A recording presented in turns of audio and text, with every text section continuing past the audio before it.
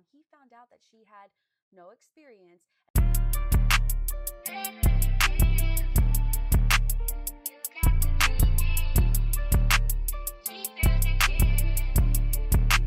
Yo, what's good? What's good? Don't forget to like, comment, and subscribe.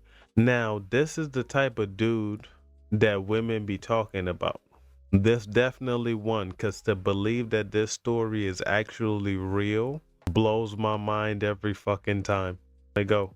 Ian Watkins lost his life earlier this morning after a prisoner took justice into their own hands, and I want people to understand how serious what happened here truly is.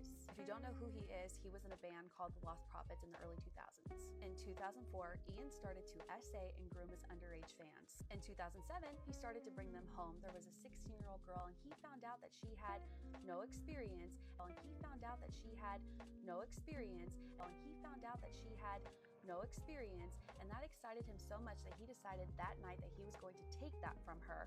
When he was done, he urinated on her and told her to drink it. I mean, it's hard to imagine that it could get any worse, but it does. Following this, he would brag to people about doing things to 12 and 14-year-old girls, but he would disguise it as a joke so that people wouldn't take it seriously. When he did have adult partners, he would get off on telling them things he wanted to do or did do to children, and again, it's a joke. Did y'all stomach start turning yet? Because this is supposedly true. It's like, what? It's only gonna get worse from here. Yeah, I thought that this was mild compared to what you're gonna hear. Mild. But let's get back to it. He ends up starting to date a woman named Joanne, and he tells Joanne about what he was doing to underage children, and so she went to the police station and reported him that night. The police thought that she was a crazy ex or a psycho fan, and they closed the case immediately, and Ian knew that she had filed that report, and that just confirmed to him that he could do whatever he wanted. Because the police closed the case and because Ian was gaslighting her, she thought, maybe I am just being overdramatic about this. So 2 weeks later, he reels her back in, and this time almost immediately, he shows her a video of a baby. Why would you go back though? Like even if you believe that you was even if you believe that you was crazy, why would you go back? That'd be a crazy thing to, and he let you come back at that like he's doing that shit on purpose. He wanted to be caught. It's crazy. And they let him go because they felt like she was crazy and he was just popular. A baby being essayed. He then showed her other photos of babies in the same way, and she knew that she had to take that evidence from his devices and take it to police. So she does that, and the police refuse to even look at it. So at this point, she doesn't know what to do. She writes Ian's mother a letter explaining everything she's seen, everything that's been said, and his mother not only ignores Joanne, but reported her to police for stalking and harassment. They actually ended up bringing Joanne in for questioning and threatened to charge her if she did not stop. Joanne was absolutely devastated. So was he really just that popular then? That's the only thing I could come up with, is like he was really just that popular at the time that they would. I don't even know if this would be considered looking past it. Cause what? If any cop or person hear anything baby, your ears are supposed to start burning. Like you said, baby. That children and babies were being harmed and she could not let it go. And so she decided to pretend to be back with him in order to collect as much as she possibly could so that she could not be ignored. So in 2011, she reaches back out to Ian, pretending to be interested, and almost immediately he sends her a video of a baby with himself. And instead of responding in the absolute disgust that she felt for Ian, she played along. So that led Ian to trust her, and he continued to send her things, and so she decides to email the chief of police, who also ignores her. And then it gets worse. I mean, you can't get no worse than that. She keeps sending it and sending it and sending it, and people is just ignoring the shit. Where is this from? Like what? This is about the third or fourth time you said she went to the cops about this person, and they ain't lock her up or lock him up. Cause you know, in the midst of locking one person up, you have to investigate. They ain't even do an investigation. It's crazy. finds out that Ian is doing things to a baby, a 10-month-old baby, with the mother's help. She figures out who that mother is. She contacts the father of that child. The father never responds. In 2012, Joanne and Ian have a Skype call where Ian admits everything. She reports that call, tries to take it to the police, and again, they don't care. It took another 6 months after that before police took it seriously and went and got all of Ian's electronics. When they did, his password was IFword KID with a Z. Apparently, Ian was very tech savvy and he had 27 terabytes of data of things that he was doing and things he obtained. It was Just what? A terabyte? 27. Not just 1 terabyte, 27 terabytes. Boy, I tell you. Do y'all actually know how much a terabyte actually is? That alone is too much. And mind you, we're not talking about on a game. We're just talking about a place with space. Crazy. And they let him loose.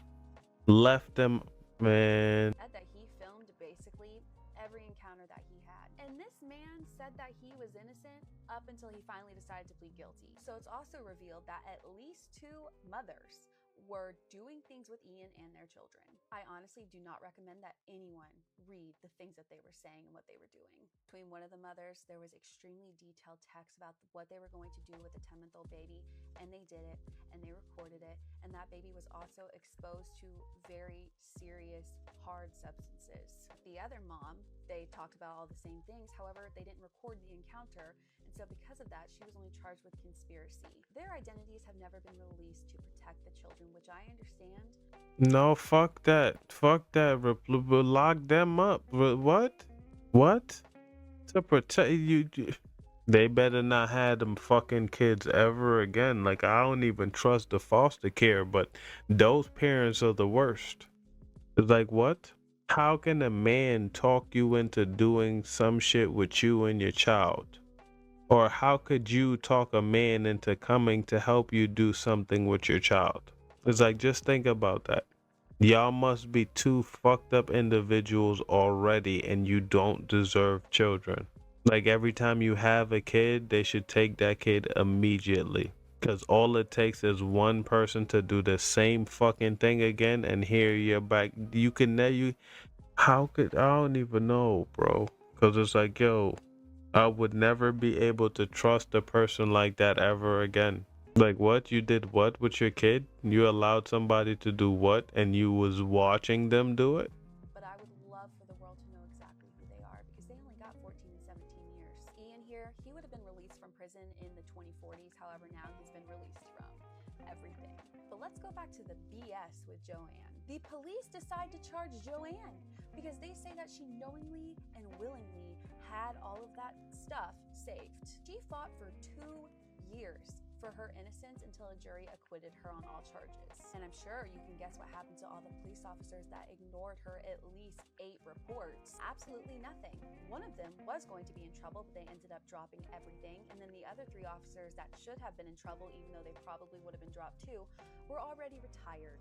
Those 2 innocent little babies would have never had any type of involvement with Ian if they had listened to Joanne the first time she went to the police and they arrested her. I completely understand asking if someone is innocent when you don't know the case, so I hope this answers everything for anyone else wondering if maybe he's innocent. And I'm still trying to find the commissary information. Yeah, I don't know. This story sounds crazy as hell. Like I said, it could be real. Well, it is real. How she end up going to jail for it? That's crazy. It's like she tried to give it to you. You have proof she tried to give it to you, but y'all still try to charge her? Like, yeah, the person who even thought about charging her should be released out of his job. It's like, what? You try to say she saved it. What else would she had to do? She came the very first time as he said it out his mouth and came and told you. You said that wasn't enough. And then she got proof. That wasn't enough. I don't know. I don't know how cops do their job and talk about, oh, no evidence, no evidence. But here she has full evidence and y'all not even taking it. Don't forget to like, comment, subscribe, and tell me what y'all think in the comments.